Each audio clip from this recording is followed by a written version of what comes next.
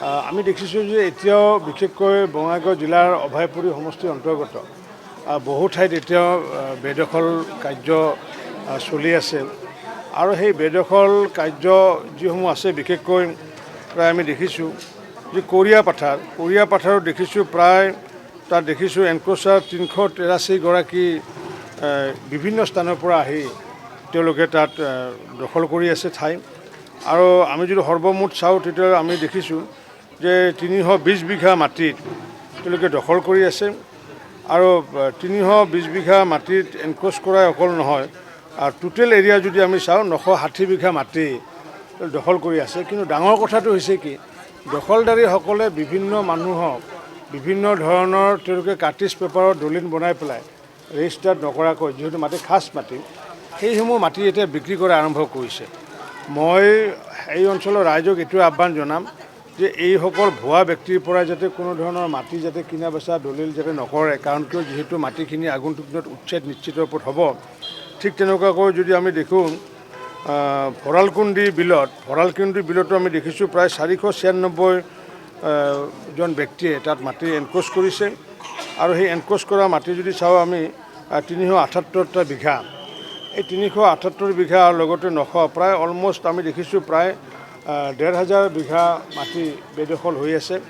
এই বেদখলকাৰীসকলক ইতিমধ্যে তাত ছাৰ্ভে চলোৱা হৈছে, গভমেণ্টে ছাৰ্ভে চলাইছে আৰু আগন্তুক দিনত অতি শীঘ্ৰে তাত মানে এভিকশ্যন কৰা হ'বগৈ। গতিকে যিসকল মানুহে সেইসকল তাত দখলদাৰীসকলৰ পৰা মাটি কিনা বেচা কৰি পেলাই আছে সেইসকলক মই আহ্বান জনাইছোঁ যে এইসকলে ভুৱা কাগজ এইবোৰ যাতে তেওঁলোকৰ কথাত যাতে ভুল যাতে নাযায়, কাৰণ নহ'লে টকাটো অবাবত যাব, কাৰণ কিছুদিন পিছতে যিহেতু উচ্ছেদ হ'ব। এই বিষয়ে মই তেওঁলোকক সজাগ কৰাৰ কাৰণে সংবাদ মাধ্যমৰ জৰিয়তে মই আহ্বান জনালোঁ। আমি দেখিছোঁ যে এতিয়াও বিশেষকৈ বঙাইগাঁও জিলাৰ অভয়পুৰী সমষ্টিৰ অন্তৰ্গত বহু ঠাইত এতিয়াও বেদখল কাৰ্য চলি আছে আৰু সেই বেদখল কাৰ্য যিসমূহ আছে বিশেষকৈ প্ৰায় আমি দেখিছোঁ যে কৰিয়া পাথাৰত দেখিছোঁ প্ৰায় তাত দেখিছোঁ এনক্ৰ'চাৰ 383 গৰাকী বিভিন্ন স্থানৰ পৰা আহি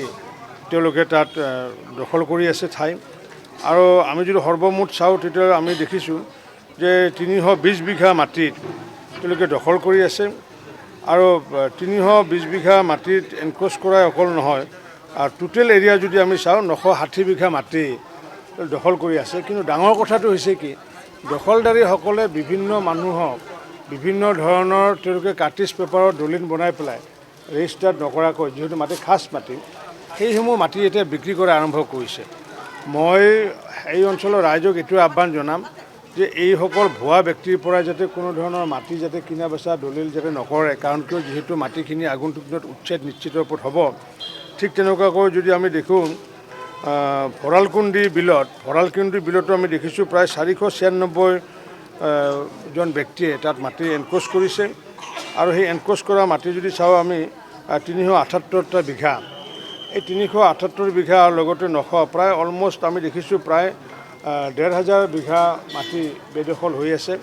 এই বেদখলকাৰীসকলক ইতিমধ্যে তাত ছাৰ্ভে চলোৱা হৈছে, গভমেণ্টে ছাৰ্ভে চলাইছে আৰু আগন্তুক দিনত অতি শীঘ্ৰে তাত মানে এভিকশ্যন কৰা হ'বগৈ। গতিকে যিসকল মানুহে সেইসকল